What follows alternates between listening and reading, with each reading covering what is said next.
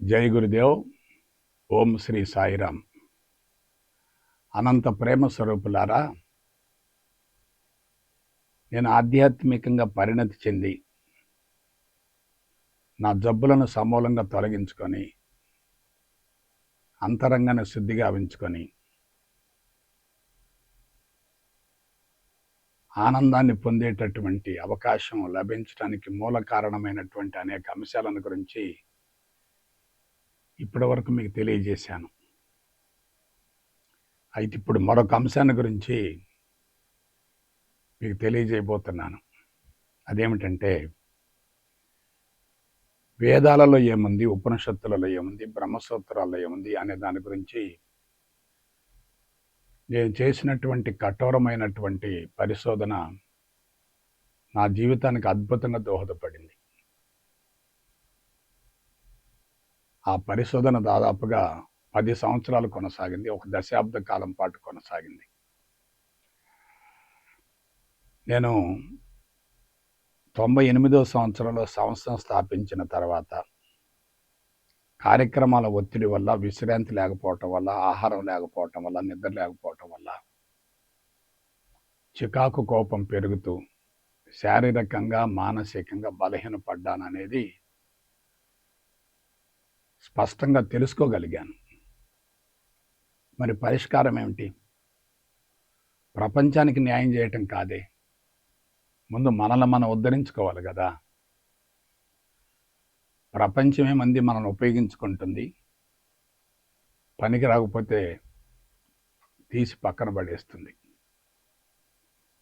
మానవుడి కన్నా ప్రపంచం చాలా విస్తృతంగా ఉంటుంది కదా. మనలో శక్తి ఉన్నంత వరకు, మనలో స్థాయి ఉన్నంత వరకు ప్రపంచం వాడుకుంటుంది, ఉపయోగించుకుంటుంది, తర్వాత వదిలేస్తుంది. 2004 సంవత్సరం వచ్చేసరికి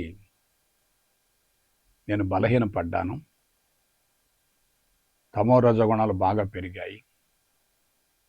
రుగ్మతలు పూర్తిగా తొలగిపోలేదు. నేను తయారు చేసినటువంటి గురువుజులు స్వార్థంగా వ్యవహరించడం వల్ల కొన్ని సమస్యలు తలెత్తాయి. అశాంతి, అసంతృప్తి తారాస్థాయికి చేరాయి. ఒక రకంగా చెప్పాలంటే అడకత్తెరలో పోకచెక్క మాదిరిగా నా జీవితం అబాసు పాలయ్యే అవకాశం ఏర్పడింది.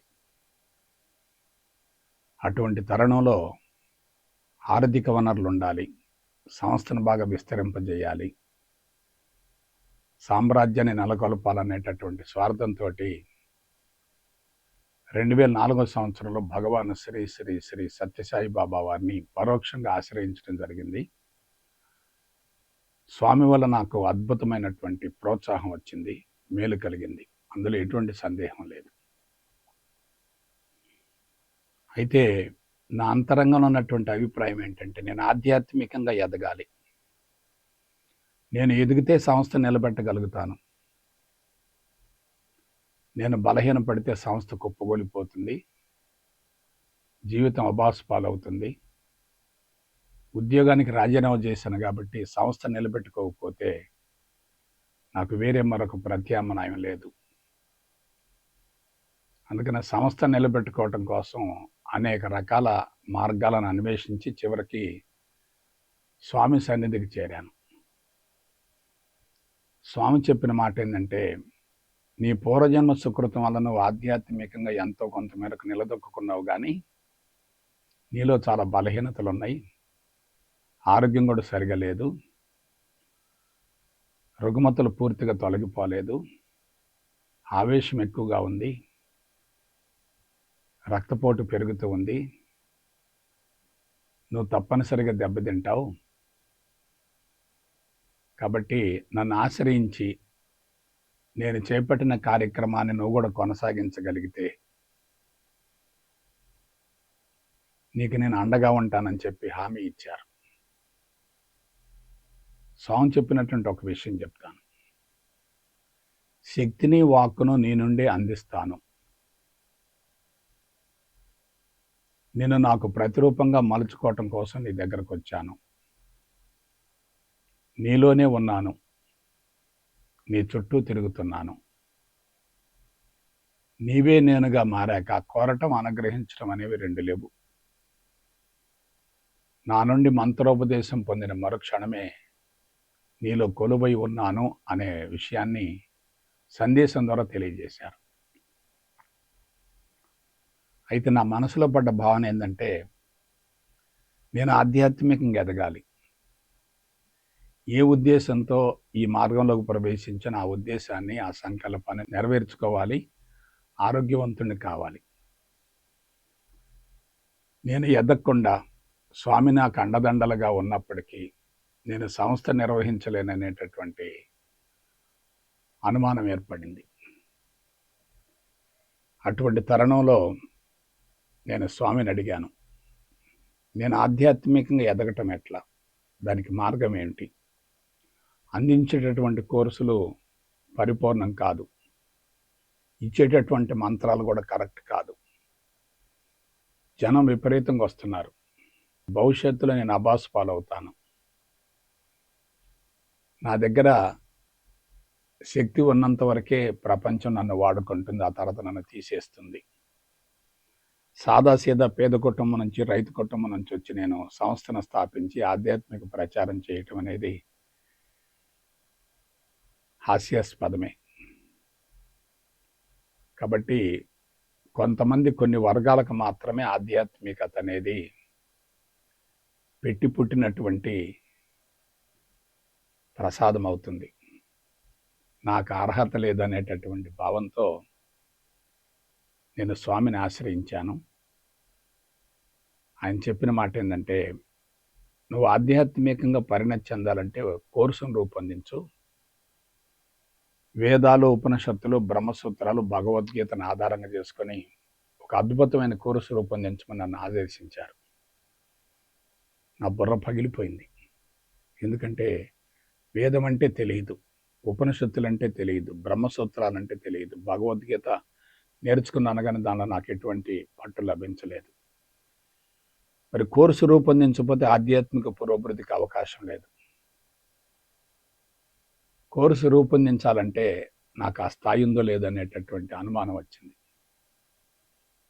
అప్పుడు నేనేం చేశానంటే, తిరువణ్ణామలైలో రమణ మహర్షి యొక్క సన్నిధానంలో క్రొత్త కోర్సు రూపొందించాలనేటటువంటి భావంతో అక్కడికి వెళ్ళాను. గురూజీలు తీసుకొని అక్కడికి వెళ్ళాను. అక్కడ అన్ని రకాల వసతులు కూడా మాకు తెలియకుండానే సమకూరాయి. అద్భుతమైన ఆశ్రయం దొరికింది. అక్కడ అన్ని వసతులు ఉన్నాయి. ఆహారం కూడా ఉచితంగానే అందించారు. కోర్సును రూపొందించేటటువంటి విధానంలో నేను ఒక గురుపీఠాన్ని ఏర్పాటు చేసుకొని ఆ గురుపీఠ మీద కూర్చొని ఇక ఆలోచించడం మొదలుపెట్టాం. ఋగ్వేదం, యజుర్వేదం, సామవేదం, అధర్వణ వేదం. ఋగ్వేదం అంటే ఏమిటి? ప్రజ్ఞానం, బ్రహ్మ. దాని గురించి ఒక రోజంతా ఆలోచించాను. మౌనంగా ఉన్నాను. గంటల తరబడి గురుపీఠ ముందు కూర్చున్నాను. కరెక్ట్గా తెల్లవారుజామున 3 ఋగ్వేదం మొత్తం వచ్చేసింది. తెల్లవారుజామున 3 ఋగ్వేదం మొత్తం వచ్చేసింది. ఆ తదుపరి యజుర్వేదం, అహం బ్రహ్మాస్మి. దీని గురించి కసరత్తు చేశాను. ఒకరోజు దాని గురించి అందరికీ తెలియజేశాను. ఇక మూడోది సామవేదం, తత్వమసి. అసలు ఆ పదాలు ఎప్పుడు నేను వినలేదు. కానీ గురుపేట మీద కూర్చున్నాను, తెల్లగాయతం చేతులు పెట్టుకున్నాను, పెన్ను చేతులు పట్టుకున్నాను. కొంత కసరత్తు ద్వారా సామవేదం కూడా వచ్చింది. ఆ తర్వాత అధర్వణ వేదం. ఆ కోర్సుకు నేను ఒక పేరు పెట్టాను. అదేమిటంటే సత్యదర్శనం, ఆత్మస్థితి. సత్యదర్శనం ద్వారానే ఆత్మస్థితి కలుగుతుంది. ఆత్మస్థితికి చేరినటువంటి వాళ్ళు మాత్రమే జీవితాన్ని సద్వినియోగపరుచుకుంటారు, సార్థకం చేసుకుంటారు. జీవిత లక్ష్యం నెరవేరుతుంది, జీవిత పరమార్థం నెరవేరుతుంది. ఆ కోర్సుకు ఆ పేరు పెట్టాను. ఆ తర్వాత తిరువణ్ణామలైలో క్యాంపు పూర్తయింది. విజయవాడకు వచ్చాం. ఆ కోర్సు మీద కసరత్తు చేశాను. కసరత్తు చేసి ఒక 3 సంవత్సరాలు ఫోటోషాపీ ద్వారా సామాన్యుడి నుండి పండితుడి వరకు అందరికీ అర్థమయ్యే రీతిలో బొమ్మలతోటి ఆ కోర్సుని డిజైన్ చేశాను. చాలా ఖర్చు పెట్టాను. రోజుల తరబడి దాని గురించి ఆలోచించినప్పుడే నా జుట్టంతా తెల్లబడింది. ఎందుకంటే ఆలోచన ఎక్కువ, శారీరక శ్రమ తక్కువ. అది ఎలా ఉందంటే, ఎవరైతే ఆ కోర్సుకు హాజరవుతారో వాళ్ళకి పూర్తి వైరాగ్యం వస్తుంది, కుటుంబం పట్ల విరక్తి వస్తుంది, వాళ్ళు ఆధ్యాత్మిక పిచ్చులు పడతారు, ఆధ్యాత్మికతను వ్యసనంగా మార్చుకుంటారు, కుటుంబానికి న్యాయం చేయలేరు, సంసార జీవితం కూడా దెబ్బతింటుంది. అందువలన లౌక్యాన్ని అంతరంగాన్ని సమన్వయం చేసుకుని ఒకవైపు ఆధ్యాత్మికంగా పరిణతి చెందుతూ మరొక వైపు లౌకిక జీవితంలో కొనసాగుతూ ఉండే విధంగా జీవన విధం అనే మరొక కోర్సును రూపొందించాను. అప్పుడు నా జీవితంలో మార్పు వచ్చింది. ఒకసారి మరలా చెప్తాను వినండి. 2010వ సంవత్సరంలో కోర్సును రూపొందించడం ప్రారంభించాను. 2015 సంవత్సరానికి సత్యదర్శనం, ఆత్మస్థితి, జీవన వేదం అనబడేటటువంటి 2 కోర్సుల్ని ఎంతో కొంతవరకు రూపొందించి అందించడం ప్రారంభించాను. అప్పుడు నా శారీరక శుద్ధి మొదలైంది, భౌతిక ఆరోగ్యం సంక్రమించింది. ఆ తర్వాత ఆ కోర్సులకు తుదిమెరుగులు దిద్దుతూ సమాజానికి అందించడం ద్వారా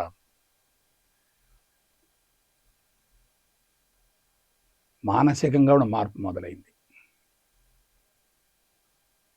శూన్య స్థితి, భావాతీత స్థితి, ఆలోచన రహిత స్థితి, నిరహంకార స్థితి, ఆత్మస్థితి, పరిపూర్ణ స్థితి, పరబ్రహ్మ స్థితి అని చెప్పి బోధించాను కానీ అనుభవించలేదు. అది ఎలా వచ్చింది? నాకు ఏ గురువు లేడు కదా, ఎవరి దగ్గర తెలుసుకోలేదు కదా, వేదాన్ని పట్టుకోలేదు కదా, వేదంలో ఏముందో నాకు తెలియదు కదా, మరి ఎలా బయటకు వచ్చింది? ఒకవైపు నా పూర్వజన్మ సుకృతం, మరొక వైపు బాబాగారి యొక్క ఆశీస్సులు.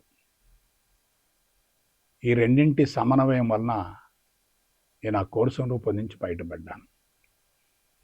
2015 సంవత్సరం వచ్చేసరికి భౌతిక ఆరోగ్యం సిద్ధించింది, మానసిక పరిణతి మొదలైంది. నేను ఆ కోర్సు రూపొందించకుండా పాత కోర్సుని అందిస్తూ ఉండేటట్లయితే నాకు చరిత్ర ఉండేది కాదు. నేను సమూలంగా వైఫల్యం చెందేవాడిని. ఉద్యోగం పోయి ఆధ్యాత్మిక మార్గంలో పరిణతి చెందాలనే భావంతో సంస్థను స్థాపించి అది కూడా మూతపడితే నాకు ఇక ఆత్మహత్య సదృశ్యమే కదా. కాబట్టి నా జీవితానికి మలుపు అనేది వేదాలను గురించి నేను లోతుగా అధ్యయనం చేయటం. ఇది ప్రపంచంలో ఎవరికి సాధ్యం కాదు, కాలేదు కూడా. ఎందుకు చెప్తున్నానంటే, వేదాలను గురించి తెలుసుకుంటే జీవితంలో మరొక దాని గురించి తెలుసుకోవాల్సిన అవసరం లేదు. వేదాలను గురించి తెలుసుకోకుండా ఎంత సమాచారాన్ని బుర్రలో నింపుకున్నది మొత్తం కూడా ఆర్టిఫిషియల్ ఇంటెలిజెన్స్ అవుతుంది, కృత్రిమ మేధస్సు అవుతుంది. శరీరంలో మనసులో మార్పు వచ్చే అవకాశమే లేదు. కాబట్టి నా జీవితంలో సంభవించినటువంటి ఈ మార్పులన్నీ కూడా నా కోసం జరిగినవి కాదు, లోక కళ్యాణం కోసం జరిగాయి. సమాజానికి నా వంతు విశిష్టమైన ఆధ్యాత్మిక సేవలను అందించాలనేటటువంటి భావంతో ఈ యజ్ఞాలు మొత్తం నిర్వహించాను, బయటపడ్డాను. నా జీవితం ధన్యమైంది, నా జన్మ తరించింది. ఇంతకు మించినటువంటి అదృష్టం మరొకటి లేదు. ఇంతకంటే నేను చెప్పలేను. జై గురుదేవ్, జై గురుదేవ్, జై గురుదేవ్.